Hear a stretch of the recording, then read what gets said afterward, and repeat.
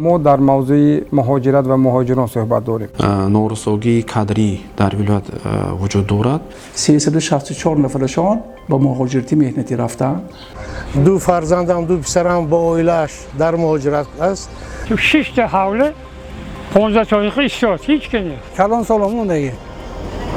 یاشک هم مجبور رفتگی. Здесь мужчины нету почти. این وابستگی دارد پیش از همه به سطح معاش ارزنده و جایهای مناسب کاری بیشتر. با پروگرام پرسیده با شهر تامبوف با دولت روسیه آماده در اینجا شهروند روسیه را دیستیم. اون یک قسمتی که اونا میروند از رفتن خود پشیمان میشوند. انا خود تجربه خوب از دستش هر چی می اومدگی هیچ وقت احتیاج نمیکنند اونجا رفتن دنیسو. روند مهاجرت البته این انفرادی است. عامل اساسی نگهدارنده متخصص در وطن این شرایط و معاش شایسته.